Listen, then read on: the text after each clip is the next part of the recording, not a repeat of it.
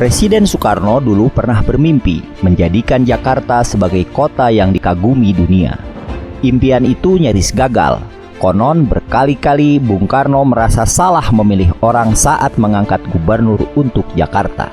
Bahkan setelah peristiwa 30 September 1965, mereka yang harus pergi meninggalkan tanah air mengutuk Jakarta sebagai kota tersial. Sampai akhirnya pada bulan April 1966, Bung Karno memilih satu nama, Ali Sadikin. Ali Sadikin itu orang yang keras. Orangnya keras dalam bahasa Belanda. Malah ada yang berkata, dia Kovergepan. Kover. Saya kira dalam hal mengurus Jakarta Raya ini baik juga on beze Koverhei, ujar Bung Karno dalam pidato pelantikan Ali Sadikin di Istana Negara 28 April 1966. Soekarno sendiri tengah berada di akhir senja kekuasaannya. Dalam pelantikan itu, entah apakah putra sang fajar itu masih berpikir tentang impiannya atau tidak. Tapi Ali Sadikin nampaknya sudah punya rencana tersendiri tentang Jakarta. Jika Bung Karno berpikir apa kata dunia tentang Jakarta, maka Ali Sadikin berpikir apa kata warga Jakarta tentang kotanya sendiri. Teman-teman, memimpin dan menjalankan pemerintahan di sebuah kota, apalagi ibu kota negara, adalah hal yang baru bagi Ali Sadikin. Ia tangguh dalam pertempuran, tapi di gelanggang politik dan birokrasi saat itu, boleh jadi ia masih dianggap anak bawang. Namun, satu hal yang pantas ditiru oleh generasi sekarang adalah bahwa Ali Sadikin mau belajar, mau mendengar, serta jujur terhadap hati dan pikirannya sendiri.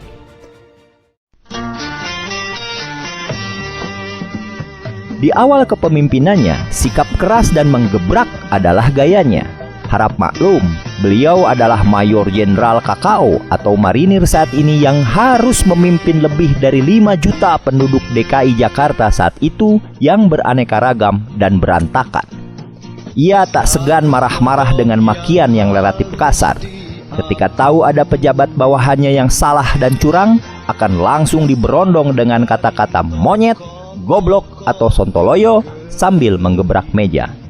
Di jalanan, konon tak sedikit kaum pencopet yang ditempelengnya, tak kurang dari kaum pencoleng yang kena bogem mentahnya, tak sedikit abang-abang tukang beca kena garuk dan razia besar-besaran. Tapi Ali Sadikin tidak dibenci. Sebaliknya, makin mendapat tempat di hati rakyatnya. Sebab apa?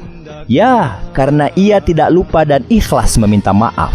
Ia bisa melihat kelemahan orang lain sekaligus melihat kelemahannya sendiri, dan ia segera melakukan koreksi. Dia tahu bahwa di jalan-jalan, di lapangan-lapangan terbuka, di titik-titik kerumunan kota Jakarta, orang-orang yang cari nafkah dengan berantakan dan kacau itu bukan oknum yang bersalah, sebab yang bersalah adalah kemiskinan. Maka segeralah ia memutar otak, bekerja, dan membangun. Ia merasa tidak cukup hanya membentak dan memaki. Di lapangan Banteng misalnya, dibangun sebuah stasiun bus yang bagus dan rapi. Lalu para bekas calo diberi pekerjaan di situ. Maka segera saja tempat itu kemudian menjadi tempat yang nyaman bagi siapa saja.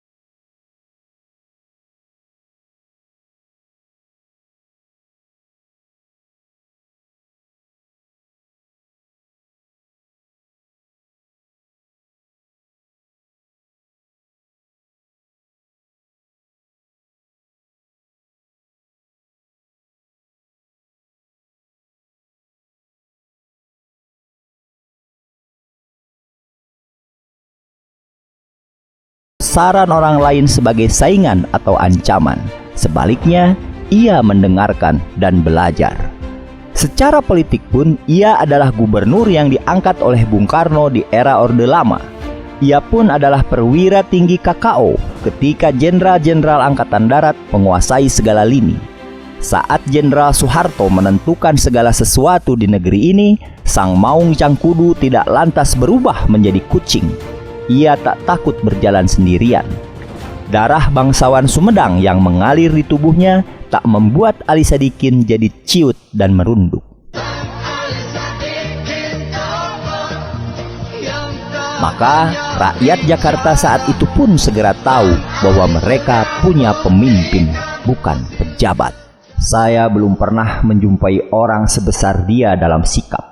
Bertahun-tahun lamanya, bagi saya hanya dia presiden saya, kata Gunawan Muhammad.